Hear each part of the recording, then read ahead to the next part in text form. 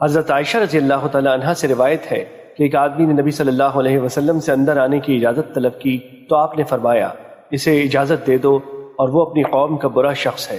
جب وہ بیٹھ گیا تو نبی صلی اللہ علیہ وسلم نے اپنے چہرے پر خوشی کا اظہار فرمایا اور اس کے لیے تبسم فرمایا۔ جب وہ آدمی چلا گیا تو حضرت عائشہ رضی اللہ تعالیٰ عنہ نے عرض کیا اللہ کے رسول، آپ نے اس کے متعلق اس طرح کہا، پھر اس کے آنے پر آپ نے اپنے چہرے پر خوشی کا اظہار فرمایا اور اس کے لیے تبسم فرمایا۔ رسول اللہ صلی اللہ علیہ وسلم نے فرمایا تم نے مجھے کب فحش گو پایا، کیونکہ روز قیامت اللہ کے ہاں مقام و مرتبہ میں سے بدتر وہ شخص ہوگا جس کے شر سے بچنے کے لیے لوگ اسے چھوڑ دیں۔ ایک دوسری روایت میں ہے اس کی فحش گوئی سے بچنے کے لیے۔ مشکات المصابیح حدیث نمبر 4829۔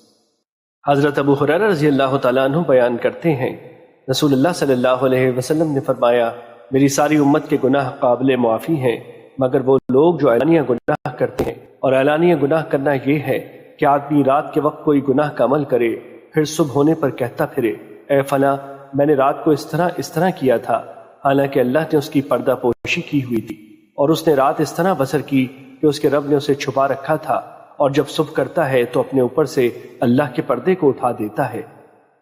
مشکات المصابیح حدیث نمبر 4830۔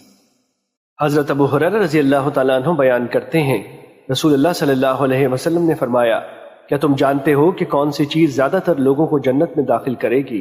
پھر فرمایا اللہ کا تقوی اور حسن خلق۔ کیا تم جانتے ہو کہ کون سی چیز زیادہ تر لوگوں کو جہنم میں داخل کرے گی؟ پھر فرمایا دو چیزیں، منہ اور شرمگاہ۔ مشکات المصابیح حدیث نمبر 4832۔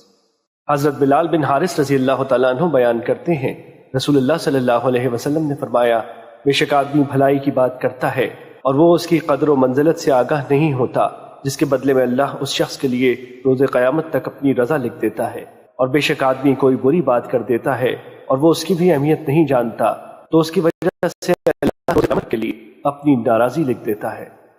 مشکات المصابیح حدیث نمبر 4833۔